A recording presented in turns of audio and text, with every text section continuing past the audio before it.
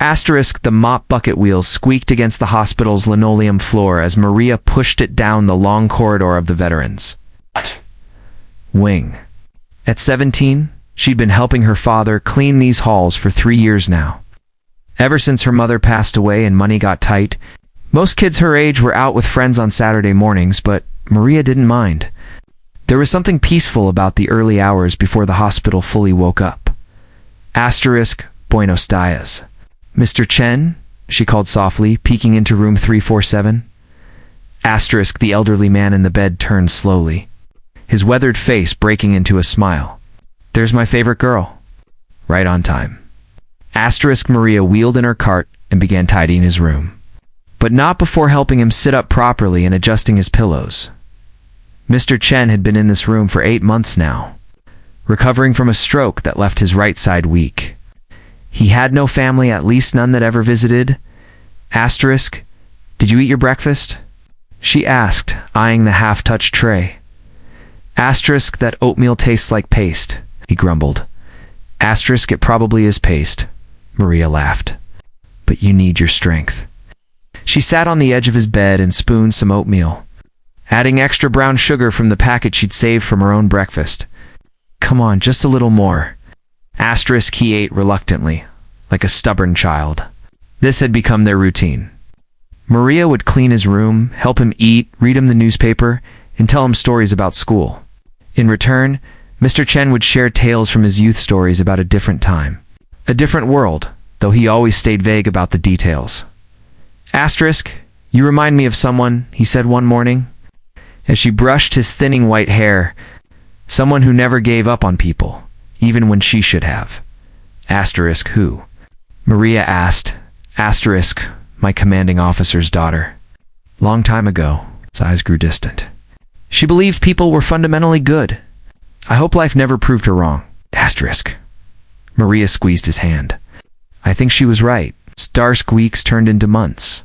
Maria's father, Pedro, sometimes worried about how attached she was getting to the patients, especially Mr. Chen. Mia, you have a good heart, but don't forget, they come, they go. That's how hospitals work. Asterisk, but Maria couldn't help it. When Mr. Chen's physical therapy sessions left him frustrated and angry, she was there to encourage him. When he had nightmares that left him shaking at 3 a.m., she'd sit with him during her father's night shifts. Humming songs her mother used to sing, she used her own money to buy him books, crossword puzzles, and his favorite butterscotch candies. Asterisk, why do you do all this? He asked her once. I'm nobody. Just an old man taking up space. Asterisk, you're not nobody, Maria said firmly. You're Mr. Chen. You served your country. You love detective novels and terrible puns. And you're my friend. That makes you somebody. Asterisk, one Friday afternoon, Maria arrived for her shift to find Mr. Chen in an unusually solemn mood.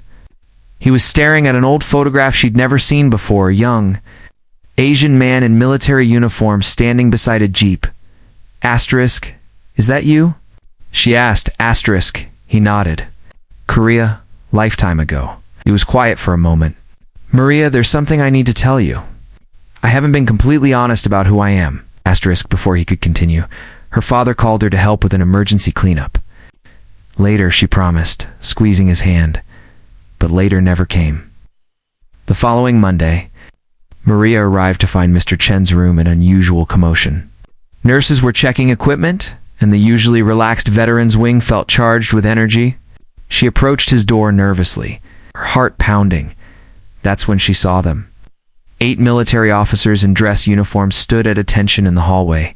Their medals caught the fluorescent light, creating small rainbows on the walls. At their center stood a tall man with silver hair and more ribbons on his chest than Maria could count. The 4 stars on his shoulders marked him as a general. Asterisk, Maria froze, her mop bucket suddenly feeling absurd. Asterisk, the general turned to her, his weathered face stern but kind. You must be Maria Rodriguez, she nodded mutely. I'm General Richard Patterson. That man in there, he gestured to Mr. Chen's room. He's not just any patient. He's Lieutenant General James Chen, retired. He commanded the entire Pacific Theater logistics operation. He's received 2 silver stars, a Bronze Star, and the Distinguished Service Medal. He's also one of the most humble men I've ever known, which is why he never told you any of this. Asterisk Maria's knees felt weak. I had no idea. Asterisk, he didn't want you to, General Patterson said gently. When he had his stroke and ended up here, he specifically requested no special treatment, no announcements. He just wanted to be treated like any other patient. But Maria, you gave him something more valuable than military honors. You gave him kindness when he felt invisible. You treated him with dignity when he thought his useful days were over.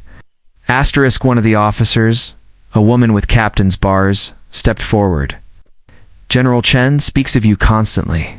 How you helped him relearn to use his right hand by playing card games. How you read to him when his eyes were too tired. How you never once made him feel like a burden. Asterisk Maria's eyes filled with tears. Can I see him? Asterisk he's been asking for you all morning. General Patterson smiled. But first, I need to tell you something. General Chen has no living relatives, and he's been working with military legal services to update his will. He's established a full scholarship fund in your name enough to cover undergraduate and medical school. He said he's watched you care for people here and believes you'd make an extraordinary doctor. Asterisk Maria gasped, her hand flying to her mouth. I can't. That's too much ... Asterisk, he can, and he wants to, the general said firmly. But that's not all. The entire veterans community has heard about what you've done, not just for General Chen, but for all the men and women on this wing. The way you remember everyone's names, their stories, their favorite things, the way you treat every veteran like family. Asterisk. He pulled out a certificate with an official seal. The Department of Veterans Affairs is awarding you the Outstanding Civilian Service Medal. Very few civilians receive this honor, especially at your age. The officers all saluted her. Maria couldn't hold back her tears anymore. I just cleaned rooms and talked to people. Asterisk, you did much more than that, General Patterson said softly. You saw us. In a world that often looks past older veterans, you saw the people we still are. That matters more than you know. Asterisk, they led her into Mr. Chen's room. He was sitting up, looking stronger than she'd seen him in months, out tears streaming down his weathered cheeks. Asterisk surprise, said weakly, attempting a smile. Asterisk Maria rushed to his bedside. You should have told me. Asterisk, would you have treated me differently if you knew? Asterisk, she thought about it honestly. No, but I would have been terrified of doing something wrong. Asterisk exactly, gripped her hand with surprising strength. Maria, I've commanded thousands of soldiers. I've made decisions that affected millions of lives. But these past months, being on the receiving end of genuine human kindness, with no strings attached that healed something in me I didn't even know was broken. Asterisk, you're not mad I treated you like a regular person?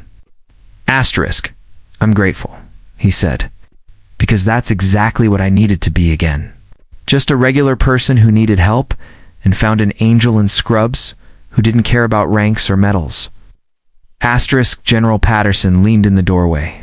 We're transferring General Chen to a military care facility next week, where he can get advanced rehabilitation.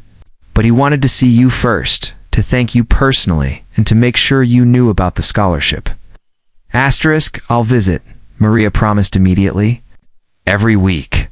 Asterisk, I know you will, Mr. Chen smiled. That's who you are. Asterisk, as the military delegation left, other patients from the wing began gathering veterans Maria had also helped over the years. They'd heard everything. Old men in wheelchairs, some missing limbs, others with invisible scars. All wanting to thank the janitor's daughter who'd made them feel like they mattered. Asterisk Maria's father appeared, his own eyes red with tears of pride. He'd feared his daughter was wasting her potential pushing a mop. Instead, she'd been building a future while honoring the past. Asterisk that evening. As Maria and her father drove home, she looked at the medal resting in her lap and the scholarship papers beside it. But what she treasured most was the small note Mr. Chen had slipped into her hand. Asterisk. It read, "My commanding officer's daughter was right.